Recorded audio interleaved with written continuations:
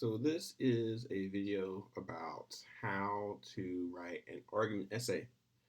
So your next big paper is going to be an argument essay. It's what we're going to work on probably for the next couple weeks. So my job here in this video is to explain how it works and to help you completely understand it. Uh, this video is only part of an overall discussion about how to make arguments work. There's a lot more to it. So pay attention to the video, take notes, and of course, ask questions when we need to. Let's see. Let me try to do something here. Okay, so this PowerPoint is on Blackboard, so you can follow along with your PowerPoint and watch this video as well. But it's not necessary. You can probably just watch the video and be fine. But definitely take notes. Remember, I'm going to be speaking pretty quickly, so let's get started. Okay, so writing is the transfer of information from one person or group to another person or group in the written form. In academic writing, you want your essays to be clear so people can understand what you're saying, and then concise so you don't waste the reader's time. We discussed this at the beginning of the semester, but it's been a little bit, right? And so, again, you're in academic essays, you want to be clear and concise. And so, most of the exercises and discussions that we have had this semester is about clarity and making sure your essay isn't too long and doing things it doesn't need to do. So we've also talked about the different kind of modes. We haven't really done all these modes, but we did a good amount of them. We've discussed compare and contrast. You had to write a compare and contrast and a cause and effect essay. We discussed description. We haven't discussed definition, illustrative, classification, process, or narrative. That's fine. Some of these essay modes aren't really applicable to other things that we're working on. The main one I really want to focus on today is argumentative. So each essay mode is going to be doing something different, right? Like cause and effect is when you talk about what caused something and the effects afterwards. Comparing and contrast when you're comparing two things, stuff like that, right? Argumentative is sort of taking all the different ideas of all these different modes and using them in a different way. So, for example, in an argumentative essay, you might have a cause and effects paragraph in there or a compare and contrast paragraph in there, and that's fine. But the idea is the overall function, the overall structure of the essay is argumentative, which we'll talk about in this slide. So of all the writing modes, argumentative writing is the most important, and there's a couple different reasons why argumentative essays are important. First, argumentative essays help with critical thinking and analysis. So if you want to, let's say if you have a difficult project or a difficult assignment and you want to try to think of your way around it, argumentative essay writing helps you deal with that and helps you figure that out. Argumentative essays they are the most used mode for academic papers. You will probably write for the rest of your academic career argument essays. So whenever someone says you have to write an essay about X, Y, and Z, chances are you'll be writing argument papers. They are the most used mode in professional writing as well. So in your professional life, if you're going to work at a job or any kind of professional field, you will probably write an argumentative essay. And argumentative essays, it uses aspects of the other 8 writing modes. So I've already talked about that. And so the other 8 modes we've studied some of them, not all 8. But the other 8 modes work coherently and comprehensively in an argument essay. So most students find argument essays very confusing because argument essays tend to be portrayed in a very simplified way. So here's an example of a simplified thesis statement for an argument essay. Should we allow people to carry concealed weapons? Should we allow people to carry concealed weapons? So there's a lot wrong with that. So first of all, we have no idea who we is, right? So the sentence here isn't clarifying. Are we talking about children? Are we talking about older adults? Are we talking about blind people? Like, who are we talking about? Are we saying that everybody should be able to carry a concealed weapon? We don't have any specifics on that, so that's one of the problems. Two, exactly, we say people, we already said that. Concealed weapons, what's a concealed weapon, right? So technically a knife is a concealed weapon, a sword can be a concealed weapon, a bazooka can be a concealed weapon. There's lots of different ideas about what a concealed weapon could be. And so this is not clear at all. It's too broad.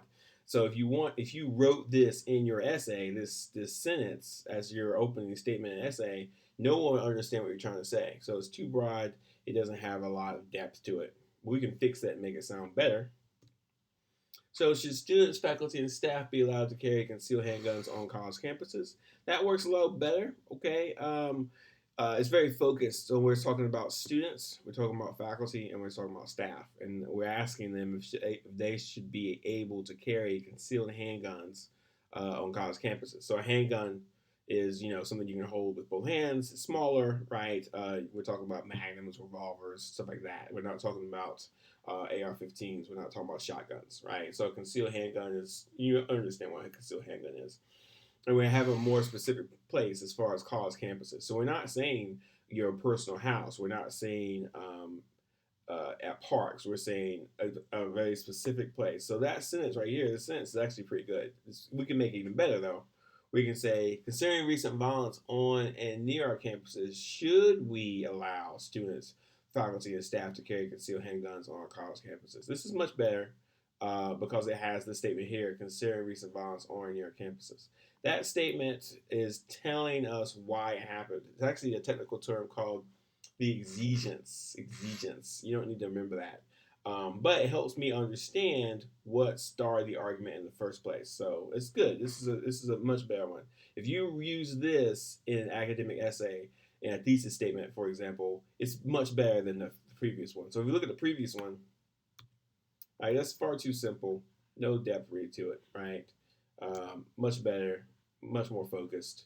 There's some thought to it. It's clear, it's concise, it's pretty good. So this is a thesis statement. So this question will control an essay, like we've talked about all through the semester. The entire essay will focus on answering the question, looking at all the different angles. And the thesis statement would work very well for an illustrative essay because you are simply presenting a point. So illustrative essays, real quick, illustrative essays, these suckers here. Illustrative essays only make a point. They don't try to push an agenda. They don't compare and contrast anything. They simply try to explain something. So most of your newspaper articles are illustrative essays. They don't try to get you to agree with anything. It simply says, here's X, this is X, and that's it. And this is a really good example of a thesis statement for an illustrative essay. However, we're not writing illustrative essays. If you can write an argument essay, you can write an illustrative essay. So we need to fine tune this to make it better. So if you look here on this slide, this is a thesis statement for an illustrative essay. So let me read it. Considering recent violence on and near our campuses, should we allow students, faculty, and staff to carry concealed handguns on our college campus? Okay, now let's look at these two below. There's two other statements right here. Let's look at these statements here. Considering recent violence on and near our campuses, we should not allow students, faculty, and staff to carry concealed handguns on our college campus. Or, considering recent violence on and near our campuses, we should allow students, faculty, and staff to carry concealed handguns on our college campus. Okay, these are two thesis statements, but each one's different, right? I messed that up. Okay, fix that. Okay, if you look at this one says that we should not allow students, faculty, and staff to carry concealed handguns. If you look at this one, it says we should. Okay, boom. Should not, should. They're both thesis statements. However, these are thesis statements for an argument essay, right? So if you notice here, this thesis statement doesn't have a viewpoint. It just says, considering recent violence, it's asking a question. Say, should we? Right? So this essay isn't going to try to answer that question. This essay is going to try to explore the question, which most students are comfortable doing. Most students are comfortable writing illustrative essays because you're simply exploring. You're talking about what other people think. These two are argument essays. This one says that we should not, and this one says we should. Both of them are correct. There's no incorrect answer here. It is the opinion of the person who wrote it. And both thesis statements, here and here, they have a very particular, specific job. This essay wants to persuade me that we should not let students, faculty, and staff carry concealed handguns. This thesis statement is trying to persuade me that we should allow students, faculty, and staff to carry concealed handguns. Both of them are correct. Now, there might be one that you agree with more, which is fine. But as far as which one's right, they're both right. Okay? And so these are thesis statements for argument essays. And the thesis statements change according to the viewpoint you have. So if you have a certain point of view, your thesis statement is going to change for the argument essay. Let me show you this. So the definition for argument. An argument takes a stand and presents evidence that helps to convince people to accept the writer's position. So let's break that down. So an argument takes a stand, which means that you need to have a position. You need to say, I believe X or I believe Y. You can't say, I don't believe either one or I believe both. You can't do that. You have to say, I believe X, I believe Y. You have to have a stance. Then presents evidence, which means that you have to have, yes, sources. You got to have information to back up your stance. You can't just say, I believe X just because I do. You have to say, I believe X because of the evidence here, or I believe Y because of the evidence here. You have to have a position, and you have to have evidence to back up your position, which is really important, okay? Then helps to convince people to accept the writer's position, okay? So what it says here, evidence that helps to convince people to accept the writer's position, you have a stand, and now you need to try to get people to agree with your stance. So think of it as you are trying to get other people to agree with you, and you're trying to get as many people as possible to agree with you, as many as possible, okay? And the more people you get to agree with you, the more right you are. It's not really about right or wrong, it's about persuasion. Can you get people to agree with you? Yes or no? And argument essays, these essays are designed to get people to agree with you. That's the point of the essay. So unlike some essays where you simply try to give information, your job is to convince the reader to agree with your position. Okay? And we do that by presenting evidence. So argument essays require the writer to be more forceful and to push your opinion onto someone else. Your goal is to tell what your thoughts are and convince the reader that your thoughts are right and that everyone else's thoughts are wrong. So again, requires the writer to be more forceful and to push your opinion on someone else. And your goal is to tell what your thoughts are and to convince the reader that your thoughts are right and that everyone else's thoughts are wrong. So it's more aggressive than some of the other writing styles that we've done, right? In other writing styles, you simply try to give information and then you walk off. You don't really care if people agree with you or not. In this case, though, you are trying to get people to actually agree with you. And people who don't agree with you are technically wrong in your viewpoint. That kind of mentality is more aggressive than you're normally used to, like I just said, but it also helps motivate you, right? Like your job is to get people to agree with you, which means that you have to convey information in a certain way and give them evidence enough to agree with what you're trying to say. So here's an example of a thesis statement here, okay? So we need to do a better job of ensuring that guns do not end up in the wrong hands, which is what common sense gun laws aim to do. We need to know that our children are safe at school. Our representatives have a responsibility to address this issue. So let's break this down. So they say here, we need to do a better job of ensuring that guns do not end up in the wrong hands, right? Now, is that true or false? It's neither. It's a statement. They're trying to convince you that this is right. Okay? So it's not true and it's not false. It is their job to give you information to make you agree with it. Agreeing with something does not make it right or wrong. It means that someone persuaded you of it. So when you agree with a statement, you're not right. You agree with them. Okay. So this statement here, we need to know that our children are safe at school. Again, that is a statement. It's not true or false. So we need to know that our children are safe at school. Maybe I disagree with that. Maybe I don't think I need to know that. Maybe we don't. It shouldn't be our jobs, right? And it says here, our representatives have a responsibility to address this issue. Do they? That's a good question, right? So this statement is saying that representatives do have a responsibility, and you can make the argument that they do, but it's not your job to make that argument. Your job is to read it and then decide what your stance is. So again, this is a thesis statement, but it's very persuasive. It's trying to persuade me of something, okay? Now, in academic essays, we don't call argument essay thesis statements. We don't call them thesis statements anymore. We call them claims, okay? So when you're working on an argument essay, we don't say thesis statement, we say claim. The reason why we say claim is because you need to back up your claim. So if you've ever been in a car wreck, you've had to write or had to submit a claim to an insurance company.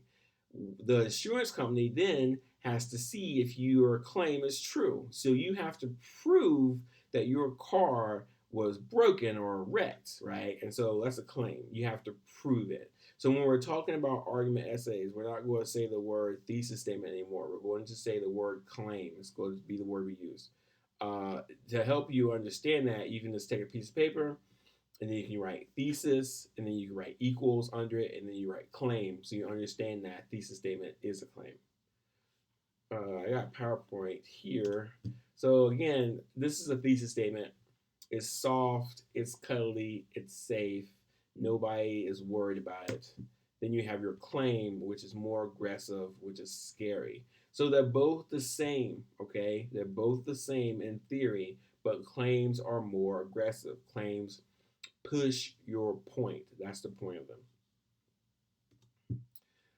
So again, we have the thesis statement that I just read a minute ago, or the claim I just read a minute ago. And so the basic idea in her claim is our elected officials should be held responsible to make sure students are safe from shootings at school. You either agree or you disagree. There is no middle ground. Claims cannot have a middle ground. You either agree with the claim or you don't. The purpose of this essay is to get you to agree with the claim, right? So again, either you agree with the statement or you disagree with this statement. There's no middle ground, right? And so after you read the essay, you need to decide what your stance is. Do I agree or do I disagree? Okay. All right. So it can be difficult to tell these apart. But opinions, claims, and facts are three different statements. Okay. So you have opinions, you have claims, and you have facts. And I'm sorry about the notification up there. I wish I could turn those off. I'll just turn those off. So you have an opinion, you have a claim, and you have a fact. So let's talk about these three. Opinion is what you believe or what you think. This does not have to be proven. A claim is what you want to push on your reader. This has to be proven. And a fact is something that has been proven over and over again, either academically, scientifically, or methodically. So let's go over these three. An opinion is what you believe or what you think. Now, you do not have to prove your opinion. You do not have to prove your opinion. So, for example, if you say COVID-19 quarantine is stupid, that is your opinion. You have an opinion. Congratulations. No one really cares what your opinion is, okay? Because you don't have to prove it. You just get to say it, which is fine. Now, it might annoy you that other people might not have your opinion, and you might want to shout your opinion out to people so they hear it, but they don't have to listen. They don't, and which just frustrates people, right? But your opinions, your beliefs, it's what you think, and you have every right to believe and think what you want. So if you want to believe that the COVID-19 quarantine is stupid, that's fine. No one cares. A claim is when you try to push your ideas onto someone else. So it's an actual action. An opinion, your words are kind of just hanging out around you, not doing anything. You just said them and then out in the world. You pretty much said it for no reason. A claim has a purpose. Your claim is trying to get other people to agree with it. So if you said, COVID-19 quarantine is stupid, instead of saying, I believe, you formed a claim. So here's the opinion. I believe the COVID-19 quarantine is stupid. Here's the claim. The COVID-19 quarantine is stupid. That's a claim. Now, you have to prove your claim to be true. So if you say as a claim that the COVID-19 quarantine is stupid, you need to prove it using information, which means the next thing you do is give me information to back up your claim. You cannot give a claim and not back it up. If you do, I won't believe you, nor will anyone else. Remember, you're trying to get people to be persuaded by your claims, so you have to prove it. This is very hard for students at first, okay? Whenever you use outside information like a source, you are proving your claims. So you've already learned how to do that, okay? But just really understand that if you have a claim, your next move always is to prove that claim true. And then you got facts, something that has been proven over and over again, either academically, scientifically, or methodically. So if you said fact, the COVID-19 quarantine is needed, that's a fact, 100% factual. There's already evidence being gathered that the quarantine has done some good work and has saved people's lives, right? That's a fact. So you're probably trying to figure out what's the difference between a claim and a fact. Well, a fact is something that's been proven again and again and again and again by either academics, scientists, or by other methods. Okay, so once you have enough information, a claim turns into a fact. So here's a really good example. Let's see.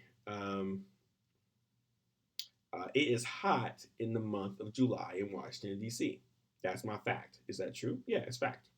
I can give you anecdotal evidence of my experiences, but I can also give you all kinds of measurements from weather sources that will state that it is hot in July in DC. And I can give you those facts, and then you can decide if you want to believe them or not. Some people don't believe facts, which is really, really frustrating, but most people do, right? And some facts are easily proven. Gravity, for example. If you have a pen next to you, pick it up, right? So pick up a pen next to you. Now, here's a fact. If you drop it, if you let go of it, it will fall. That's a fact. That it is a fact that gravity exists. So if you don't catch it and you just let your pen fall to the ground, that's gravity. That's a fact, right? That's been proven beyond a shadow of a doubt that gravity exists. Okay, so you use facts to back up claims. You use facts to back up claims. So my claim could be it is good that we have a quarantine for COVID-19. That's a claim. Now I need to prove it. I will give you facts that show that less people have gotten sick because of the quarantine. Right? There you go. Right? So you got your opinion, which you do not have to prove. You got your claim, which you do have to prove. And then you have a fact, which is proven again and again and again. Let me show you some more examples. All right, so here's my opinion. I believe that marijuana is just as dangerous to your health as alcohol. So this is someone's opinion, and they have every right to have their opinion. Also, you have every right to disagree with their opinion. So if you say, I believe that marijuana is just as dangerous to your health as alcohol, that is a opinion, because you said in front of it that you say, I believe. So whenever you say, I believe or I think, that is an opinion. You want to remove those from your statements if you want to create a claim. So here's the claim. Marijuana is just as dangerous to your health as alcohol. So claim. Marijuana is just as dangerous to your health as alcohol. That is a claim, right? Now, I have to prove it, which means I have to provide evidence to show that it is true. So if I say that marijuana is just as dangerous to your health as alcohol, I better have some good information to back it up. Fact, marijuana is not as dangerous to your health as alcohol.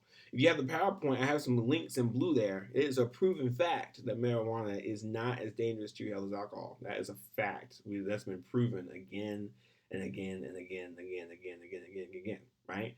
So I got opinion, I got claim, and I got fact. So this is really important because remember, facts back up claims. Facts back up claims. So you want to use facts to back up your claims.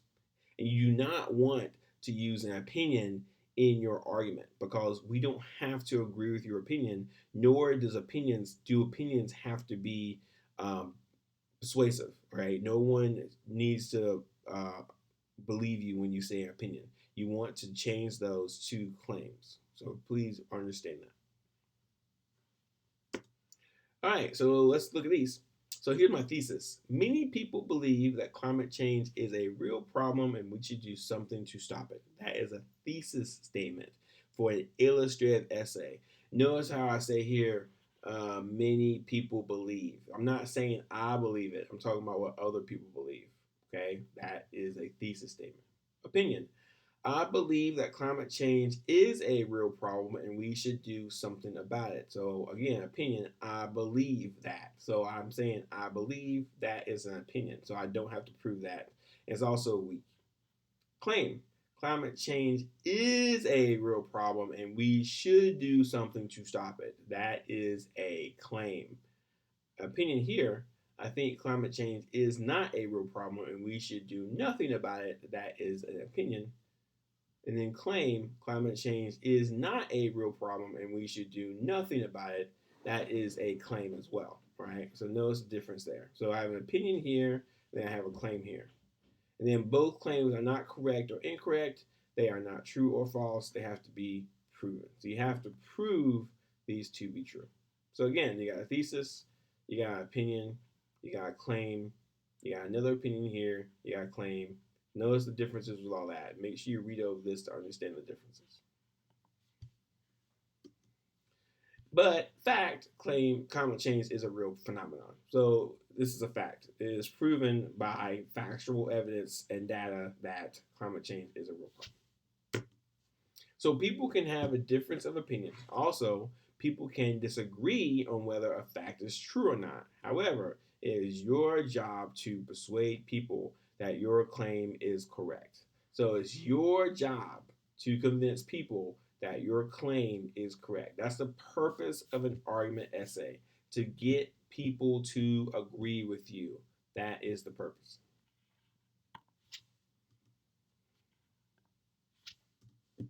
So some claims are easy to prove. So for example, it is hot outside. It's easy to prove that. I could just go outside and then take a temperature, take a thermometer, whatever, and then boom, I prove that it's true. Right? You just go outside and tell, no problem.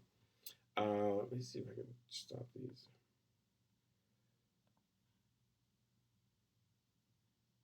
Okay. So some claims are very difficult to prove. So some claims are very difficult to prove. For example, claim here, the United States should remain. Let me make sure that's off. Yeah, it's not good. The United States should remain in Afghanistan for as long as it takes to defeat the Taliban and the terrorists the Taliban harbor. So that claim is very difficult. I'm saying the United States should remain in Afghanistan for as long as it takes to defeat the Taliban and the terrorists the Taliban harbor. Is that true or false? It is neither. It is a claim. I have to do what? Prove it. Very good, right? So again, I have to prove this. So how would I prove that the United States should remain in Afghanistan for as long as it takes to defeat the Taliban and it tears the Taliban harbor? How would I prove that? Well, there's a couple different ways I can prove that. One, I would probably want to talk to people in the field. I would probably want to talk to generals. I would probably want to talk to statisticians. I would probably want to talk to politicians. I want to talk to people in Afghanistan. I could do some research online, but the best information you can get is firsthand information from people who experience it, right? You want people who have actually done the research. You want to talk to them face to face. If you can't get that information, then the second best way to do that is by doing your research online, finding academic articles.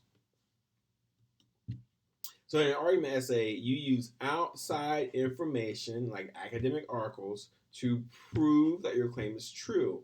And there are several ways to do this. But for college essays, you use the words and ideas that others have written, and you use information that others have collected. Okay? So in academic essays, you use the words and ideas that others have written and use information that others have collected. We've already practiced this. We've already talked about how to use sources properly. That's why, because you're using those sources to back up your argument. So that's why it's so important to understand how to find good quality sources. So it's real simple, right? You make a claim, You give facts, statistics, and other pieces of information to support your claim, and then you try and convince the reader that you are right by being persuasive. Real easy, real simple. No big deal. Done. All right, so when you try to be persuasive, you can use the different appeals. We already talked about the appeals, but let's talk about it a little bit more.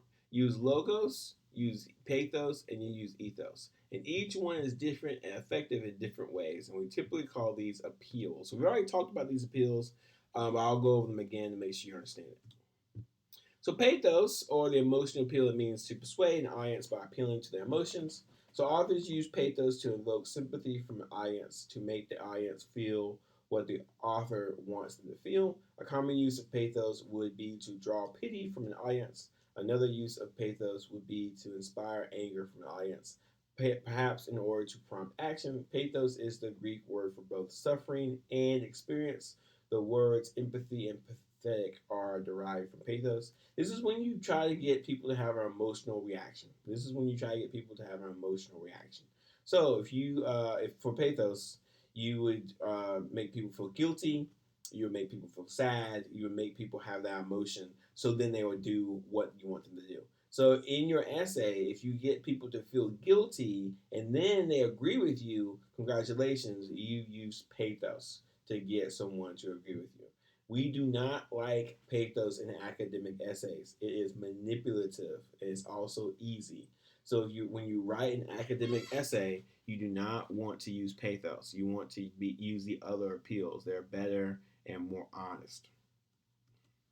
Logos, or the appeal to logic, means to convince an audience by use of logic or reason. To use logos would be to cite facts and statistics, historical and literal analogies, and assign certain authorities on a subject. Logos is the Greek word for word, however, the true definition goes beyond that and can be most closely described as the word or that by which the inward thought is expressed in the inward thought itself. The word logic is derived from logos. Right. So logos is when you use facts and information to back up your claim. So whenever you use information from an academic article or a source, or you have some statistics and stuff like that, or analogies or metaphors, that is logos. Okay. Very effective. And in academic essays, we like logos. We want you to use as much logic as you can in an essay. Matter of fact, it's pretty much all we want you to use. And then ethos, or the ethical appeal, means to convince an audience of the author's credibility or character. An author would use ethos to show to his audience that he is credible, source, and is worth listening to. Ethos is the Greek word for character. The word ethic is derived from ethos. Ethos can be developed by choosing language that is appropriate for the audience and topic. Also means choosing proper level of vocabulary, making yourself sound fair or unbiased, introducing your experts to or pedigree, and by using correct grammar and syntax. Basically, ethos is when you use authority to back up your ideas. So, for example, if you are talking to like President Obama, he has ethos, he has authority because of his experience and because of who he used to be and who he still is, right? Dr. King would be considered ethos. Your parents would be considered ethos, right? And so that's authority. So whenever someone is using authority, that is ethos. So people in the fields, historical documents, anything that makes people respect them, anything that people respect or understand or care about, that is ethos. So ethos can be gained and can be lost. So as far as if you're an expert in the field but you get things wrong, or it finds out that you cheat and stuff like that, that would take away your ethos. So you don't want to do that. And so, like we talked about when we talked about good sources, the New York Times I would consider to be an authority. It has ethos. But if it turned out that the New York Times was bad or doing things wrong, it would no longer be an authority. So ethos again can be gained or lost. So kind of keep that in mind. So, under what conditions does argument work best? So, in an argument works best if you have an issue, an arguer, an audience, common ground, a forum, and an audience outcomes. So, you need all six of those in order for an argument to work. And what conditions do arguments fail? Okay, well, no disagreement or reason to argue, risky or trivial issue, hard to find common ground, the arguer and the audience have nothing or little in common, or negative outcomes. A negative outcome is when the audience refuses to work together, or the arguer can't persuade strongly enough, resulting in a standstill. Yeah, I'm sorry. But for the most part, you don't have to worry about that. What I really want you to worry about is that. Worry about this slide, okay? You make a claim, you give facts, statistics, and other pieces of evidence to support your claim, and then you try and convince the reader that you are right by being persuasive. That is what you want to spend your time on, and that's what we're going to spend our time on moving forward for this paper. All right, so review this PowerPoint, make sure you understand it, and then we'll talk more about this later.